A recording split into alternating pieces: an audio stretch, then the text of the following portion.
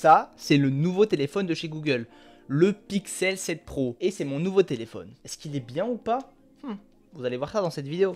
On commence par l'aspect général du téléphone parce que finalement c'est ce qu'on voit en premier. Et cette année, Google a choisi de garder le même que l'année passée. Principalement, cette grande barre abritant les 3 capteurs, plus le flash. Bon, Google a fait un bon choix car le téléphone maintenant on le reconnaît. On va savoir que c'est un Pixel. Ça c'est une très bonne idée. Hormis ça, on a un dos en verre mat qui prend pas trop les traces de doigts. Ça c'est cool. Et mis à part ça, bah pas grand chose de plus. Mis à part le petit logo Google. Je vais le poser maintenant, sinon il va m'embêter. À l'avant, on retrouve un superbe écran. Oui, il n'y a pas d'autre mot. Et très grand aussi, 6,7 pouces. Moi j'aime bien les grands écrans, il y en a qui aiment moins. Personnellement, pour regarder des films, des séries, des vidéos sur YouTube, c'est un bonheur. C'est d'autant plus un bonheur parce qu'il est en 1440p. Et oui, on ne se contente pas d'une dalle classique 1080p.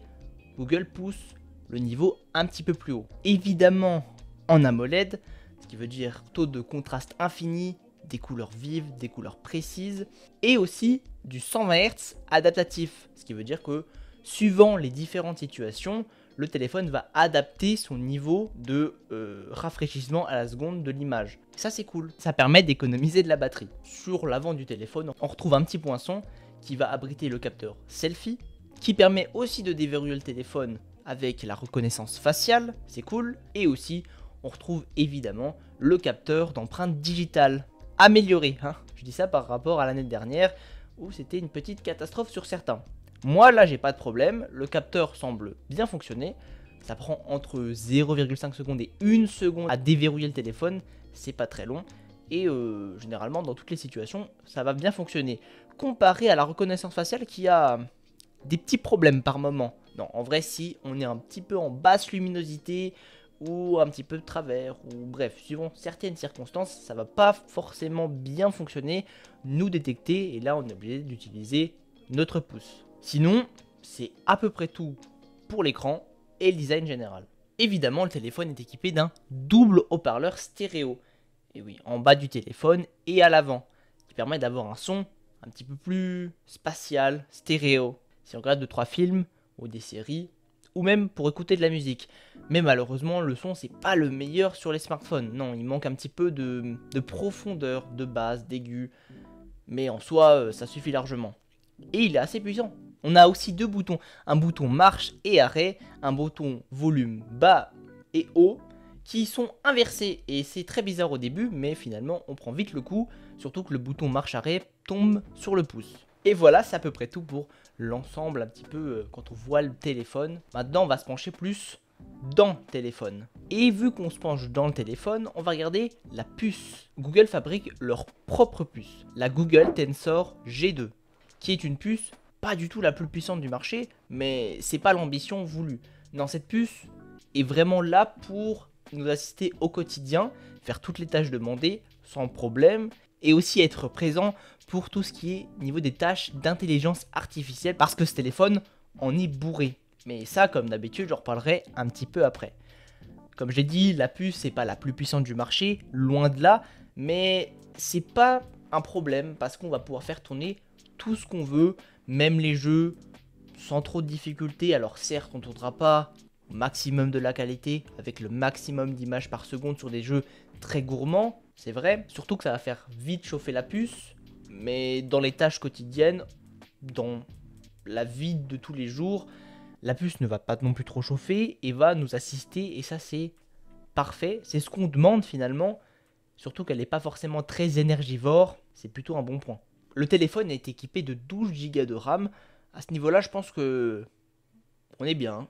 Parlons désormais du sujet le plus intéressant, la photo. Et ce téléphone, c'est une pépite niveau photo. Je dirais même que c'est le meilleur photophone. C'est pas moi qui le dis, c'est DxOMark. Hey. Bon, bref, parlons pas forcément des chiffres, des graphiques et des trucs comme ça. Non, on va vraiment se pencher sur le concret. Ce téléphone donc prend de très belles photos tout au long de la journée en haute luminosité.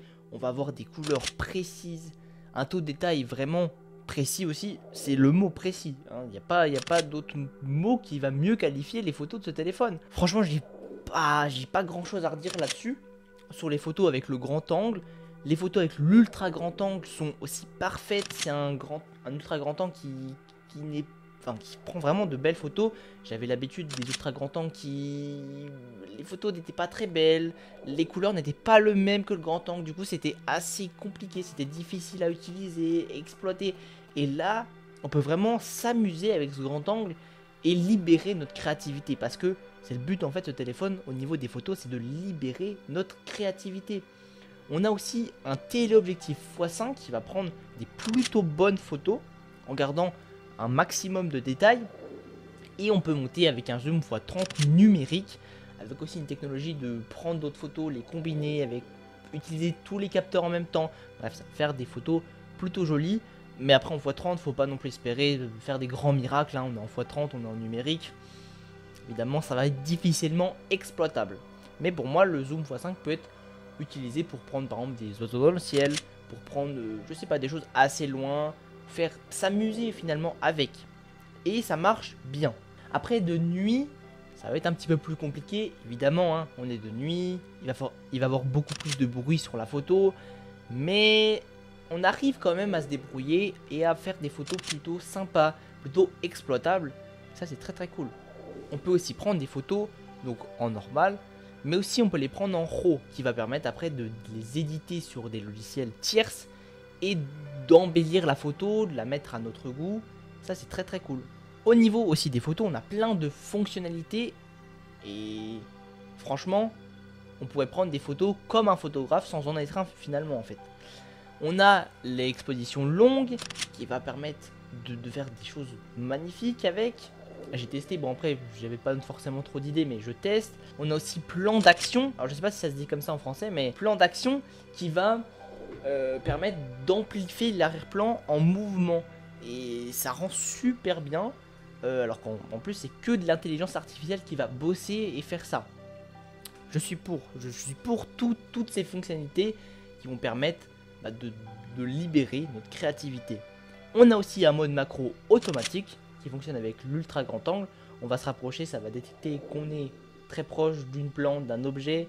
Ça va nous passer automatiquement en mode macro qui va permettre de prendre justement des photos de très proche en gardant une bonne qualité.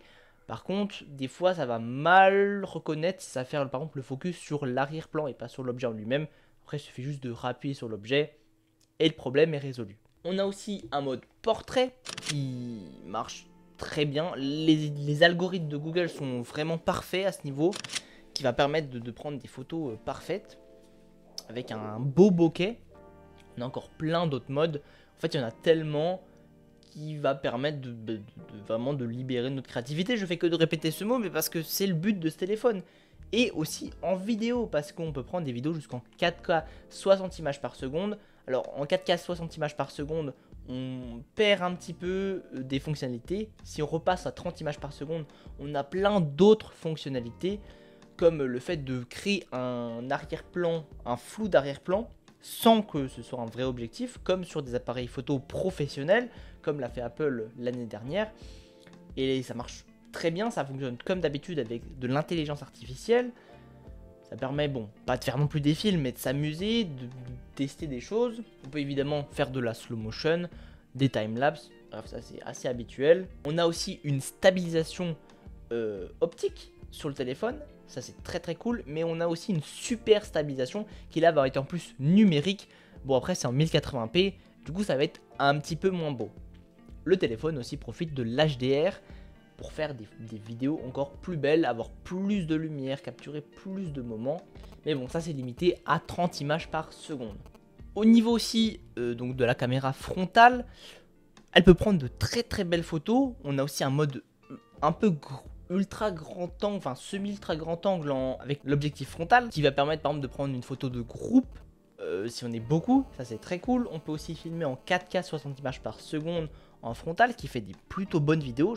J'avais l'habitude de que ce soit catastrophe, enfin pas catastrophe, mais que ce soit nul sur les autres smartphones. Là, c'est super beau, c'est exploitable. Je teste actuellement la caméra frontale du téléphone avec le micro aussi intégré du téléphone pour voir comment ça rend. Je suis en 4K là, 60 images par seconde et c'est plutôt clean, hein.